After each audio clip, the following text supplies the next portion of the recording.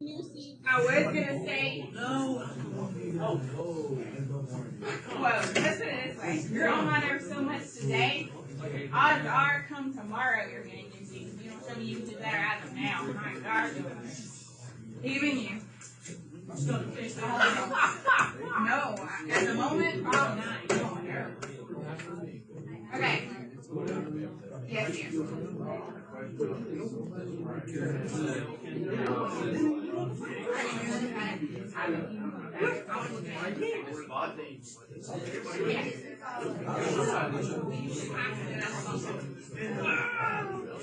Yeah, you shouldn't be throwing that. Okay, so let's talk about it. Okay. Let's see. 4 lose another point. And you wonder why we didn't move it. Okay, let's talk about the things for today. So we're starting chapter 5 in your textbook, which I'll give those to you in a second since you didn't think to pick it up and didn't know it's new spot, whatever. We're still doing some of the same things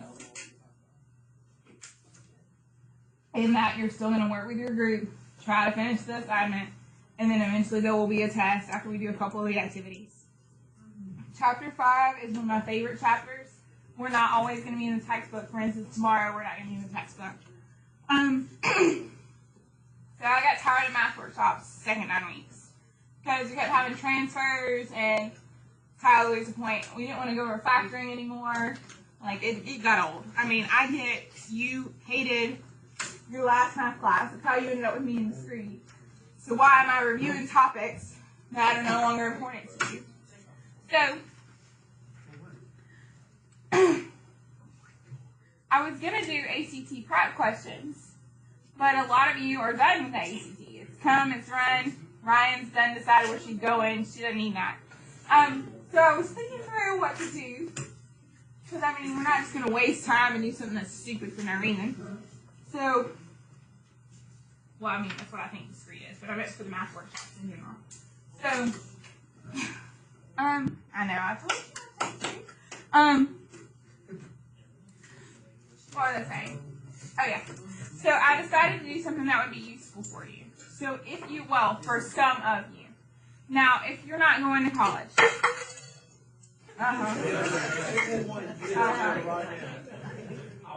If you're not going to college, or you're going to the military, or you've already made a great ACT score, then this really doesn't help you. But this is for the majority of us who didn't quite get the number on the math portion we needed. We're going to college, but they're going to make us take a placement test to get in to a certain level math class. So I don't know who's paying for college, but I'm assuming it's mommy and daddy. So what's going to happen is Tyler signs up for this test, and most places call it the compass test. Tyler signs up for it. He takes it on the computer. He didn't take it seriously as his life. He didn't take it. And you know what? He didn't do very well. So Tyler didn't do very well on his compass test. And it said that he needs to take Math 98 or Math 97, or basically anything before Math 100.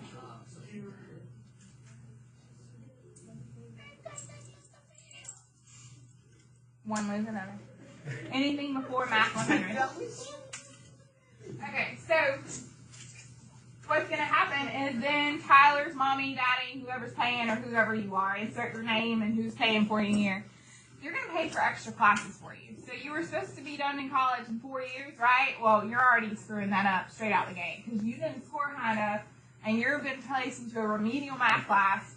And while your math class seems super easy and you're super excited about it, the fact is now you're wasting someone's money because eventually you have to take a for real math class and you had to start at the super duper easy because you messed up on one standardized test, and we're just trying to prevent that and save you a couple $100, if not years worth of college.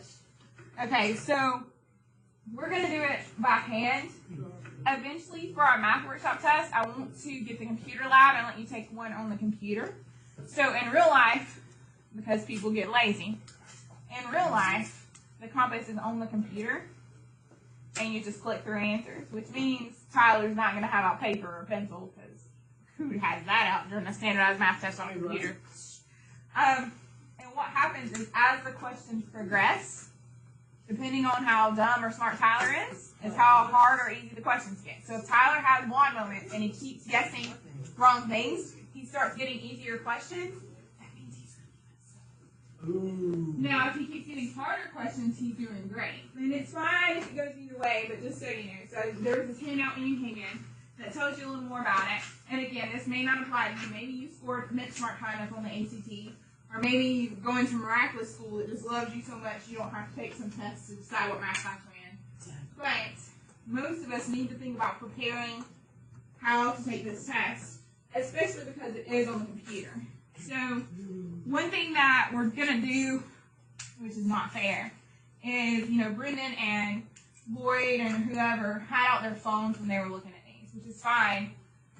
But in real life, you're going to have to use the computer calculator.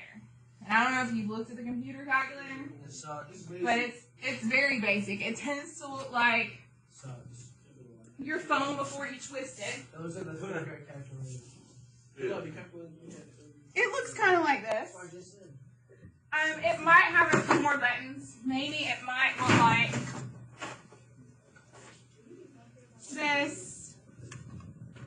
But regardless, it's not fancy. It doesn't remember stuff you typed in. It really does stink. So that's one thing I want to warn you about is that I don't really know how to practice that. Practice using a stinky calculator. Yeah. Round up a bunch of crappy calculators. The only way I know how to practice that is, like I said, I want to take some practice ones in the computer lab so you get used to it. Okay, so now this sounds dumb, and I'm not trying to make you feel dumb. It's just life. So we want to know, basically, you're trying to place that you know algebra 2 trig. And if you can show them you know algebra 2 trig, they'll let you start off either at algebra 2 trig their level or higher. If you don't show them you know this, they'll start you off at a lower one. So there's a pre-algebra section and an algebra section. And today we're doing a portion out of the pre-algebra section. So I know it seems dumb because you're like, rounding Miss Compton, seriously? But yeah, they start off with some easy ones. Of course, there are some easy. So we're only going to do the first 4. And, sometimes the easy ones are a bit too long. So it wants us to round 907. 0.457, and you said it's C to the tens to the first decimal that 5 rounds up. That's correct. Are there any questions about why number 1 is C? The person who said C can have the point. Yeah, I got it. Why was there anything else? I don't know, because people don't know tens place and use the first decimal. I don't know. That's sad. You never know. I'm surprised you. I'm surprised you say that. Oh, one's about to lose another point. Bless their heart. Okay, at a certain high school, the respective weights for the following subjects are mathematics 3, English 3, history 2, science 2, art 1. Okay. So finally, one that's a little more complicated. It tells you that they had an 89 in geometry, a 92 in lit, 2 lose a point, 4 lose a point, a 94 in history, an 81 in biology, and 85 in sculpture. They asked for their average. Don't you add them all up and then divide it by and that's not going to work. No. Is it deep? Why is that not going to work? Because it's weighted. Okay. Okay, so to get the point, let's see. Wait, what was? Hold your horse. Hold them. If you can tell me how to get there, you'll get your point.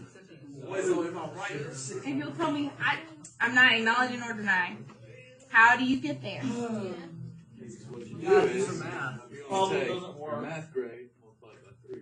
Plus Exactly. Hold on. 92. And which is your, what is that one? Yep. Alright, so it's going to be 3. 3, and then you gotta add 1 by 3. That one is Add 1 by 3. 2. So 2, 2, and 1. 2, 1. Okay. Alright, the So- first one, 267. At first, 267. Uh-huh. Okay, so at first, Tyler said, which you and I both know, average, add them all up, divide by whatever. And he's normally right. Except in this problem, it tells you that the classes are weighted differently. So we need to give math, it's weighted 3, whereas art's only weighted 1. We have to take that into consideration. Okay, help me with the rest of the line, Tyler. 276. The second. Okay, next. That's 188. Next. 162. Next. 85. Okay, Tyler, you're going to have a point to help me. Add them all up and you get You get 978. 78. And divide that by how many? By 11. Why 11? Because you have to take the other, you have to take the weighted, whatever you multiply it. Just multiply it by, And what did you get? C. You can have another point. Okay. I have a 91. So Lloyd said, hey, why don't we add them all up and divide by 11? At first it was like 11. Geometry, lit, history, biology, filter. That's 5. You took 5 classes. But remember that we were dealing with their weights.